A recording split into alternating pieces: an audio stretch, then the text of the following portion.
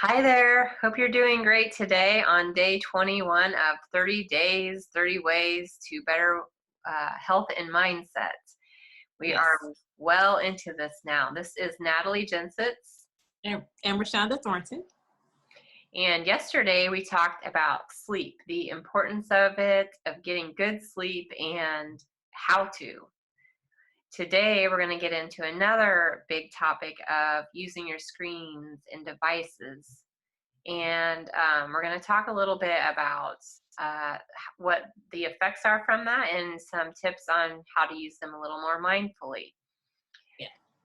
So we're deep into this quarantine shutdown thing, and without e-learning, we would be probably very lost. And so technology is much needed and a great thing. It's allowing our kids to still learn. It's allowing us to still learn. It's allowing you and I to meet Reshaunda and to hopefully inspire others and help others through this series. But there are also some downfalls to technology and device use, and they can have really bad effects on you if you're not careful about your use of them. Well, I don't know. Yeah. What's your take on it, Reshaunda?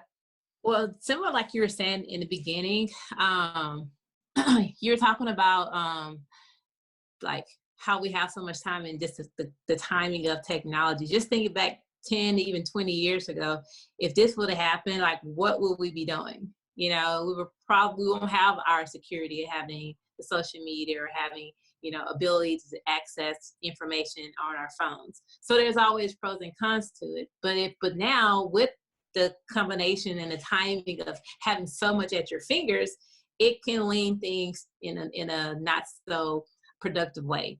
And so when it comes to just your screen time, we always get on our kids about, monitoring their screen time or, making sure they only have a few hours here, a few hours there. And now we are kind of falling into that, and so how can we, recognize first what is the downside of increasing your screen time and then talk about how can we start to kind of work through that. And so we're managing it.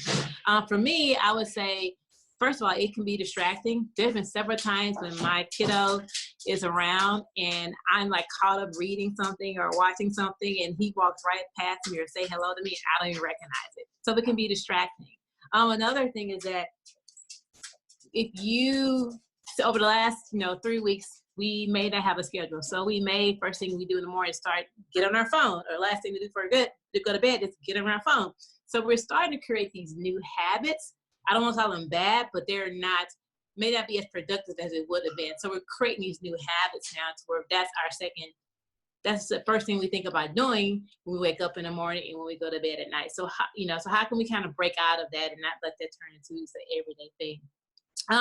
I think when you also are similar to the distraction, when you are so caught up in, watching a show or seeing a post or seeing pictures, like you're not living in the moment. Like you just zone in on what's going on or what has happened, and you're not actually just like focusing on what's around you. So it takes away from you actually being in the moment of just life.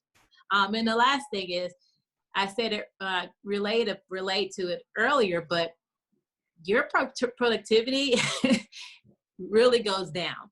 And once we kind of get through some of these other things about screen time, I'm going to show you a way that you can find out how much and where your time is going when it comes to your screen time. But we knew how much time we spend on our phones and how we can use a lot of that time to do something more productive. It helps you to see how our productivity is really starting to decrease in this time, especially now.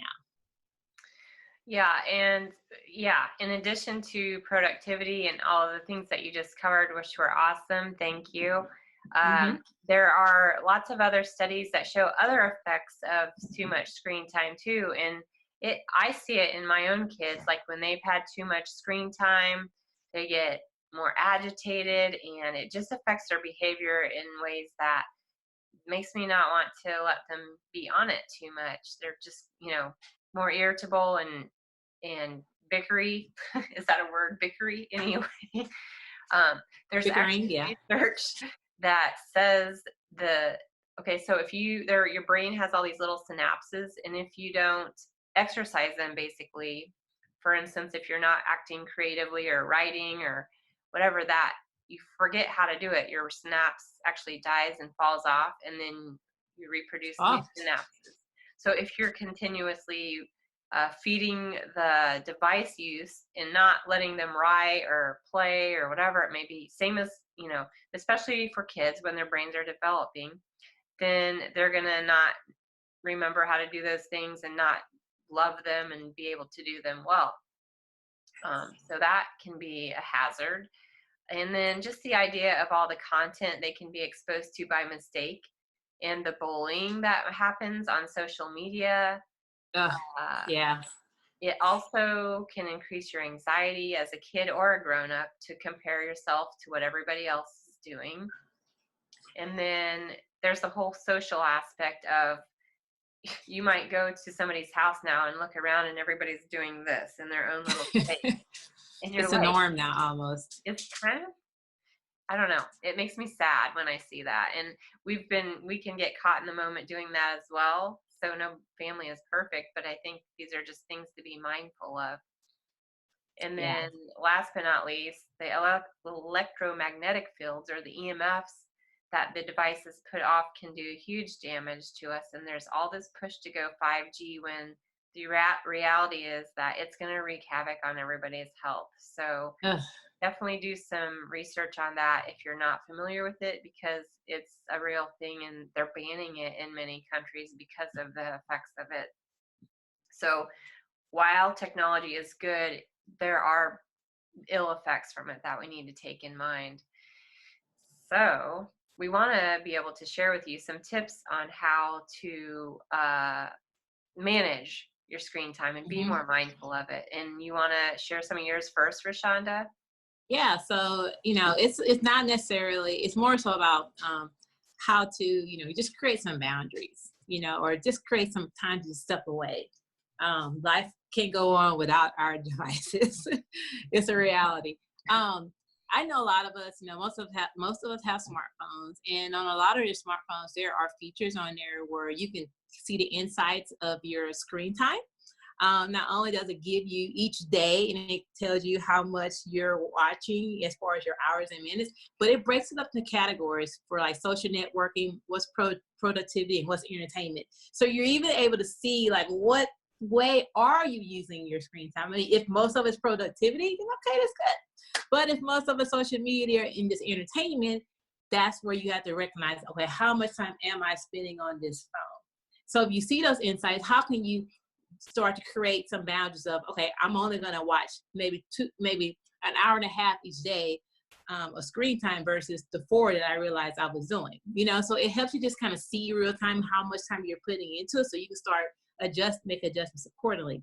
There's also another feature on your smartphone. It's called downtime, where you can turn off other certain apps, so you're not getting notifications, you're not getting anything but maybe a text, or maybe someone's calling in, but it takes all the notifications off, so that way you're not feeling like every single time there's something happening, you're like, you have to immediately go and address it and immediately see what it is. It allows you to kind of just have some time to step away from it, but you can still be reached as you needed to. It's just that you won't have that distraction or that will pull you towards that phone. So those are some of the ways you can use from your phone device that can actually allow you to kind of monitor and create some boundaries. I like that. I'm going to have to look at the downtime thing on my phone. And I'm sure it's on iPads too, these monitors probably as well. I'm sure they are. Yeah. Yeah, for the kiddos. Good tips. So I'm going to say, the kids are in top of mind when I'm thinking of device use, because they want to go to that for everything that they do. And I always want to encourage old school learning techniques. Like they came to me wanting to learn spelling bees on the spelling app at one point, and I'm like, what? Like, no, like take a pencil and paper and write your words 10 times each like we used to. I mean, there's nothing wrong with that, make them write out their problems, longhand, instead of resorting to doing everything on an app. And just don't use the screens as a babysitter when you take them to an appointment, which, okay, we're not having a lot of those right now, but think about when you take them to an appointment or somewhere with you and you hand them a device to keep them busy, why don't you ask them to bring a book along or a word search or something more stimulating in a healthy way to get them using other parts of their brain. And then as far as the physical effects of it, like to piggyback off of your boundaries, there are things you can do to limit the electromagnetic fields that you're getting from it, the EMF effects. You can buy blue light glasses.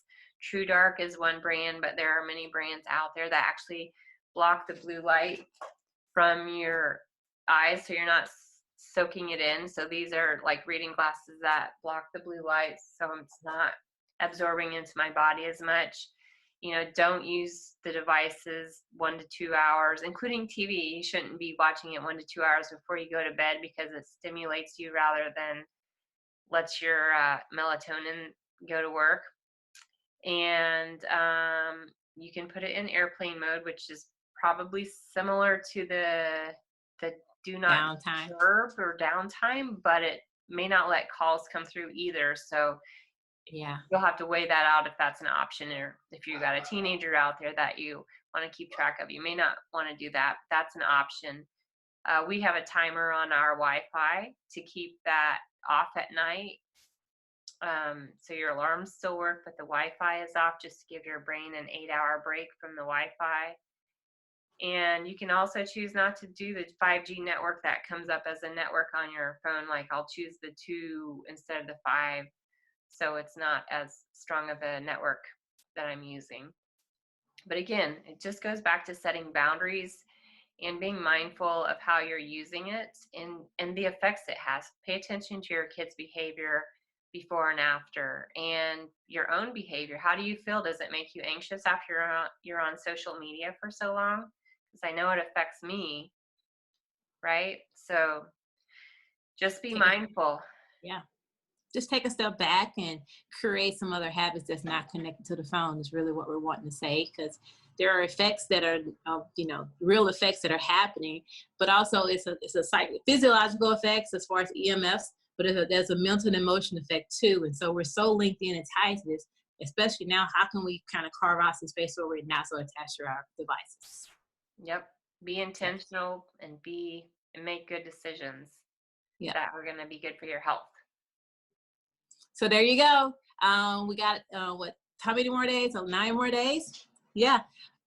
21, like 30. Yeah. Think like the math at some point.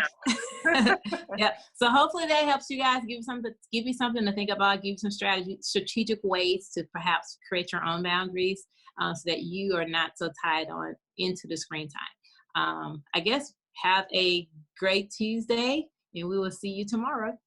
Take care. Take care. Bye.